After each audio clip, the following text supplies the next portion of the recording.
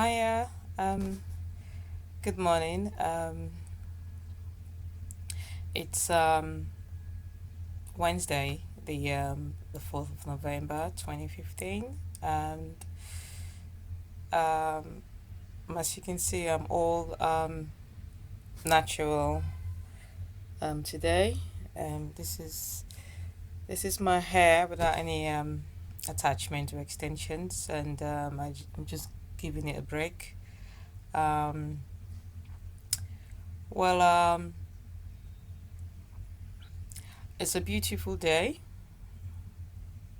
And all I can say is that I'm giving thanks for another day, another chance, and just looking forward to what the day and the week and this month, November, will bring.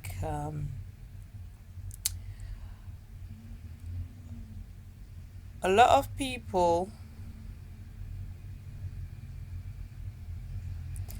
a lot of people basically are just looking out for themselves, meaning it's hard to find people or friends or or even relatives, family, that are so genuine, within themselves. But who am I anyway to start complaining? Because people can only change themselves if they're willing to change. I mean, no one can change anyone. You can make you can make a change. You can create something or an environment or a platform, that will help to filter people from wherever they're coming from. But one thing I've learned, the fingers are not the same, and who they wear their shoes know where it pinches them. So most times when I hear people talk about their issues and their problems, I just listen and and just be positive. That my belief is that I mean the key is self courage. Self courage is the key basically to to overcome fears, to overcome brokenness, to overcome very bad situations. Because a lot of us, I mean, even people who are rich, people who you think that maybe they're well off, they don't have problems or issues. They don't think you'll be surprised. I mean, every single human being on earth have got something that's battling them, one thing or the other. I mean, even if you're not a troublemaker, you mind your own business, or even you are the bishop or the priest or the pastor, or you're the anointed singer, gospel artist, and you don't look for, you try and avoid. It's just the way it is. So as long as you're on earth, something is gonna get you. So as long as you're on earth, rich or poor or middle class, or keeping head above water, no matter who you are, where you are, and what you have, something is gonna get you. But the good news is, it's about how you use that situation or that thing that got you to come out shining. And yeah, it's I haven't even said the topic of why what I'm saying, but what I'm trying to make is stop complaining, basically. Stop complaining, you know. That's why I'm calling this little talk Stop Complaining. Um People complain about what they wear, or what they buy, or what they eat, or where they live, or who they're with. They complain about their husband, complain about the wife, or the child, or the children, the job, complain about money, complain about. Stop complaining. I mean, the power is in your hands. You can transform anything. You can change something from being ugly to something beautiful. You can rewrite your story. You can rewrite your life. You can change your life.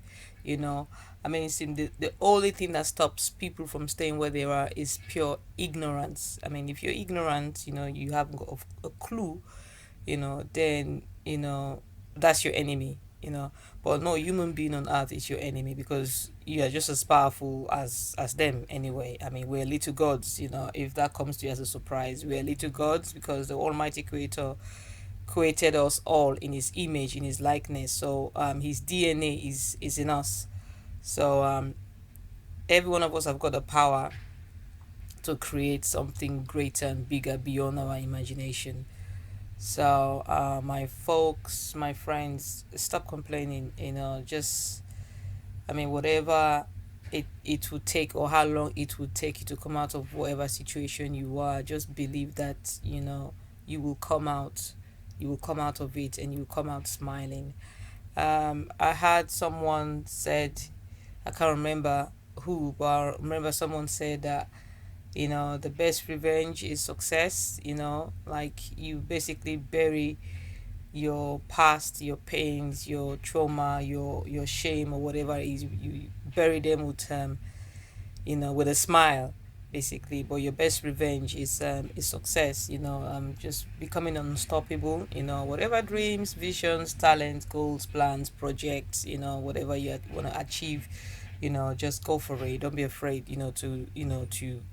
To hit the nail on the head, exactly what you wish for. I mean, I'm very young. I mean, people sometimes, especially, where I'm from, African mentality. When you're 30, in your 30s, they think that, oh, you're old, especially when it's to do with marriage.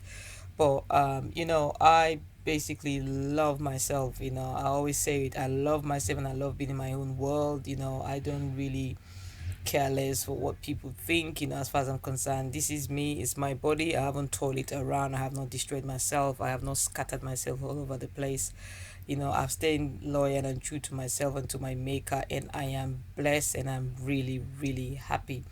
Speaking of marriage, I'm 38 years young, and it's about time, I choose, who, what I exactly need, and what I would tolerate. I'm not a hard woman at all. I'm very simple. I'm very loving. I'm very caring. I mean, I've waited this long. And to be honest, I am really happy for the achievement so far. I'm happy for the way, I have write my own story. I mean, I came from a polygamous home, and obviously, if you've come from a polygamous home, you know what it is. It's not easy. And coming even out of there alive is just by the grace of God. And we all know, most times in polygamous homes, when you have different mothers, there's always a bit of competition and a bit of jealousy and hatred. It is what it is. There's no need to sweep things under the carpet. It is what it is. Well, for me, I'm just grateful that God gave me the strength and the courage, to just stay on track, and not to ended up on the ugly side of life, because I've met people who are from polygamous homes, and to be honest, the story is just completely different, and I've had them listen to them talk, and them making excuses again of what someone's wife or some stepmother, whatever, step auntie, did to them, and that's why they've become who they are. And to be honest, I'm like, oh, you know what, I'm I'm a breed from that same environment, but look at me. You think I don't know what stepmothers, step aunties, step uncles, stepfathers, what they're capable of. I know, most times, especially in the African community, very dubious. I mean, there's nothing good that they see in you. But like I said, we're all made in God's image, in his likeness. We're little gods, we're powerful, so it's in your hands. I mean, no man or woman, no power can touch you. I mean, I'm not trying to be paranoid here. I mean, it is what it is. I'm just going according to a biblical um in intuition, and the words of the Almighty Father. So all I can say is that I use myself as an example most times now when I meet people like that, and I tell them, listen, nobody have any power over you. Nobody can do nothing. It's all camouflage. It's basically instilling fear in people just because you're ignorant. Especially if you were growing up, you haven't got a clue, and that's what and you're in the environment. So basically, you kind of believe it as you grow, and then your life start to turn the way you didn't expect it to turn, and then you might be thinking, oh, it's because of what that person did. No, no, no, no, no, no, no. I mean, just dust yourself up, get up, run, believe that you can do anything. No, you put your mind and your heart into, because you're blessed and you're favored. So yeah, so there you go. Good morning to you all. Like I said, the theme today is stop complaining.